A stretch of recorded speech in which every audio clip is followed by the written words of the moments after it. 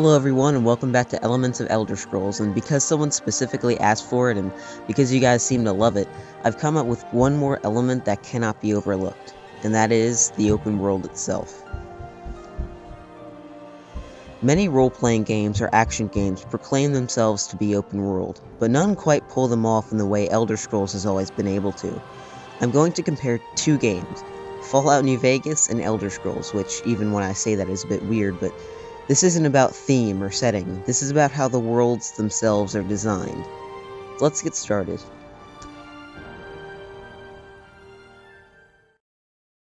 New Vegas definitely isn't the shining jewel of a completely open world.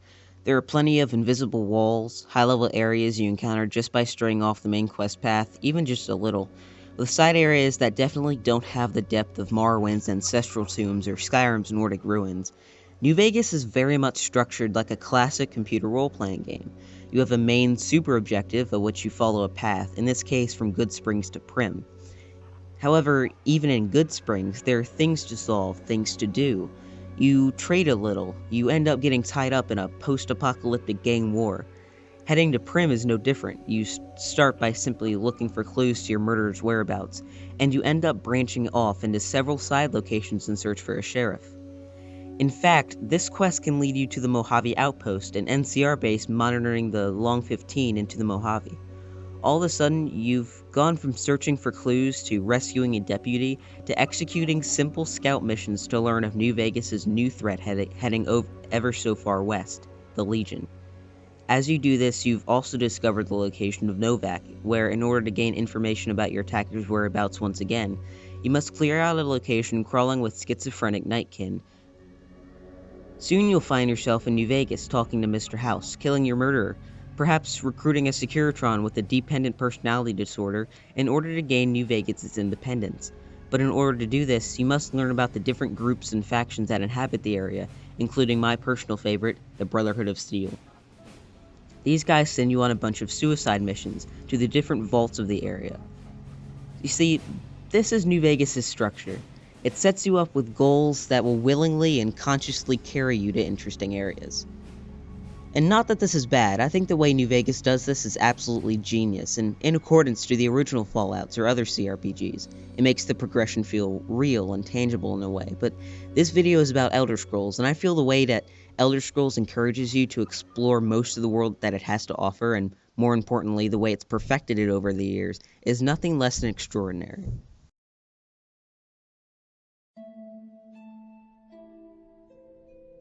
Elder Scrolls will bring you out in the middle of the world. You can look around, see where you are, you can pick a direction, and most of the time the game will scale with you.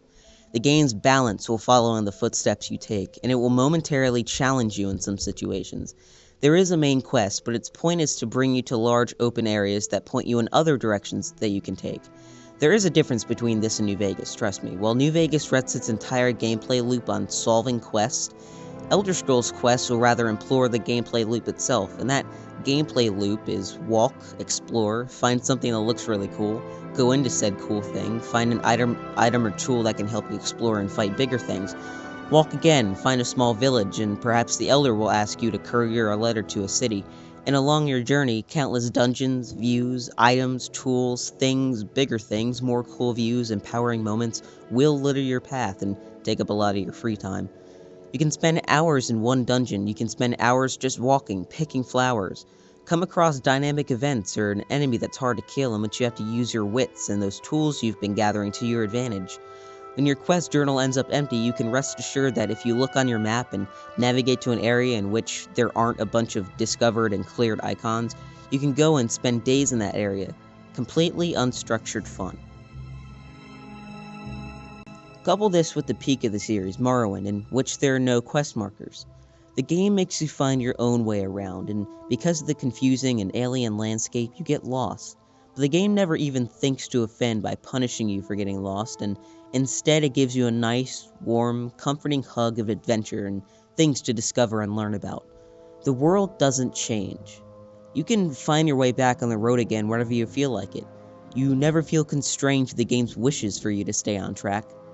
Whenever a new Elder Scrolls game comes out, I know the first thing I'm going to do is get myself lost, because that's when I'm most immersed.